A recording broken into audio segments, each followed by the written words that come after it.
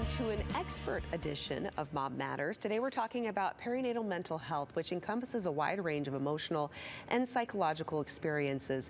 And there is support, though, at every stage of being a mother, from considering starting a family to the first year postpartum. Today we have Janelle Nostrand. She's a prenatal mental health counselor at Saint Alphonsus Family Center, and she's going to share more on perinatal mental health and then also the support that's out there for mothers here in our community in addition to their families. Janelle, thank you so much for being here. All right, so perinatal mental health. I think we've heard of postpartum, right? But let's explain, though, the whole kind of umbrella, if you will. What is perinatal mental health? Yeah, so perinatal, it's also referred to as maternal mental health too. They can be kind of interchangeable, but really focusing in on the experience from gestation through that first year postpartum of being pregnant. So, and the different stages with each of those. Okay, let's talk about the perinatal mental health program at Saint Alphonsus, and then I really want to get into what is it that you support? What are some things women need to be keeping an eye out for when it comes to mental health around becoming a mother? Yeah. So like I said, at every stage, so a lot of our program, so we go from, it can be individual counseling, it can be birthing education classes, baby sign language classes, a mother and me, baby and me class.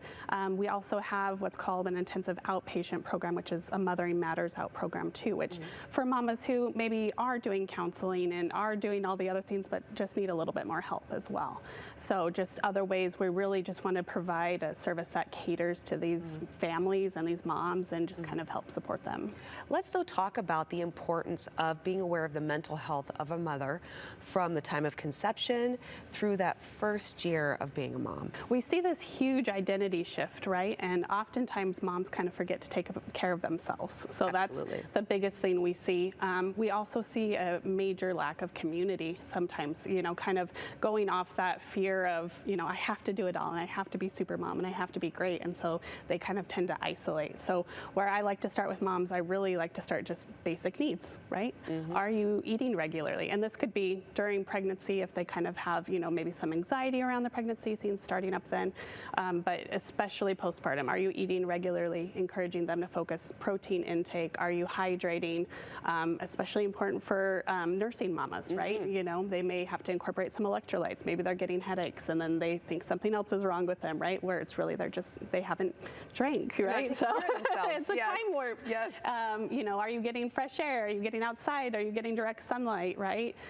Which can get tricky this time of year especially, right? Because even if the weather's crummy, maybe just making sure you open up the blinds and making sure, we kind of create these like little nests in our home and, for these babies and they're kind of dark and they're kind of dingy and then we get depressed, right? Yes. And, making sure they're showering regularly, taking care of personal hygiene. Some moms get into this kind of concept that, well, that's self-care. And it's like, no, that's a basic need. That's something we're going to do because you have to do it to feel like a human, right? I had a period of postpartum depression. It was my husband who recognized my symptoms. And he's like, I really think you might need to shower and go get some help.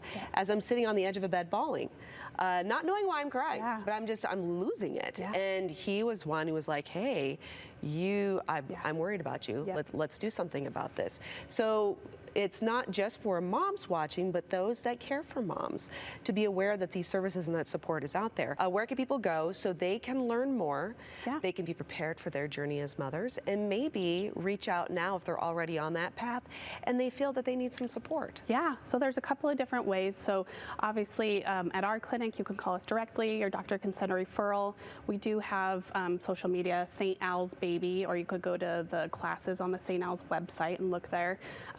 We do have our Mothering Matters outpatient program that starts up next week, actually. So if there's some interest in that, call us sooner than later. And then even if you're not ready for that, just something on more of a community level. So there is an Idaho chapter of Postpartum Support International, and we actually have kind of just an awareness walk this weekend on Saturday. And so people just kind of get together and build some community and again, just kind of fight like stigma associated with these issues. Wonderful. Janelle, thank you. Yes. So appreciate your time. Yeah.